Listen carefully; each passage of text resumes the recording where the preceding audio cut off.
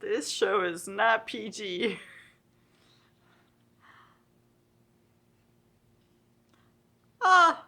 Hello fellow anime geeks and welcome to another series review on my sometimes exciting, sometimes depressing journey to try all the things. I finished another anime series from spring and I'm using my usual 4 questions to better organize my thoughts. Today I'm talking about the anime original JOURAN, the Princess of Snow and Blood, spelled Joran with the elongated O sound, but simplified in the English title on Crunchy because I have no idea why we do that. The mouth tags are action, historical, and supernatural, and those are kind of right. I'm gonna say that this is an action, supernatural tragedy, and more than historical, I would say that this is actually like super punk, or whatever the equivalent of a supernatural reimagining of history is for like steampunk, or cyberpunk, or radio punk, punk. In that it's an alternate timeline where technology is derived from a different source, and in this case it's a supernatural commodity. It is actiony, but in a very like early 2000s melodramatic anime sort of way, complete with sexualized transformation sequences that stop the fight for just long enough for our protagonist to change into her sexy fighting outfit. This melodramatic aspect reminded me of Mars Red of the same season, and also kind of Zakuro. They're all based in and around the same time period. And the very dark, supernatural, kind of emo adult vibe reminded me of Mugen no Juunin and Dororo. In fact, the somber colors and the pencil-like outlines made me think that this was some sort of awkward adaptation of an old manga. There's crazy flamboyant evil masterminds, double agents, frenemies, and monsters. Our protagonist is some kind of supernatural being and has that oh so lovable, good old stoic personality. Throw in a little kid and you've got a 90s, 2000s anime. The plot and some of our characters are just straight out of Witch Hunter Robin. Our protagonist works for the secret government organization, which mostly deals with altered humans they call changelings.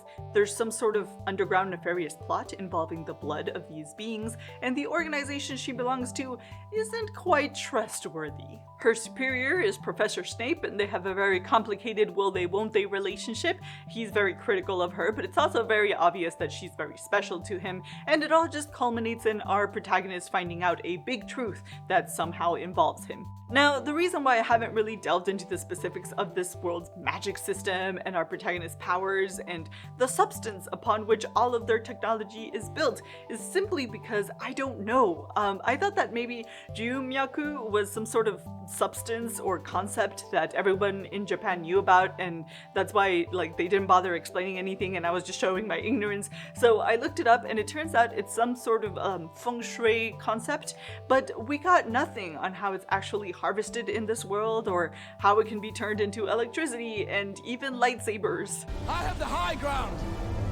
I did think that it was really neat that they created a different historical timeline with its own technology. But those cool energy weapons were really only used once, and the rest of the story was focused on our protagonist's powers, which were also never explained. I mean, is she like a Karas Tengu or something?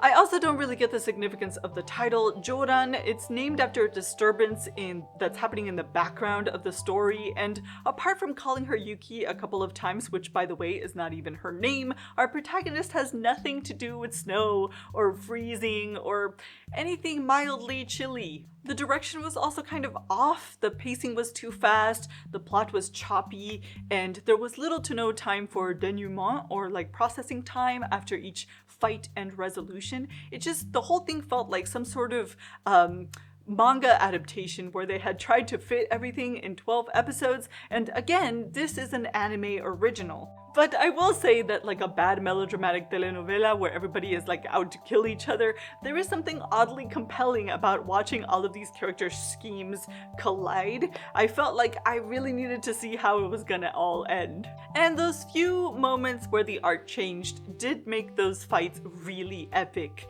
It's also really hard to beat what sounds like Evanescence mixed with traditional Japanese instrumentation for those opening and ending songs. And then it turns out that that band is actually part of the Bang Dream universe. I mean, talk about an unexpected crossover. So, is it worthwhile? Well, I have to say that for me personally, it's all about the character. And seeing as she was really only cool when the occasion called for it, and all of the other times she just spent being protected and frankly, being kind of useless to the plot, I wasn't really a fan of this one. It's also a tragedy, and the end just left me feeling like, what was the point? So, on that note, I'll catch you in the next video. I want a umbrella crossbow. Flip lighter grenade. What is that? Like a lightsaber? What? Okay, wow. A lot just happened in that exchange.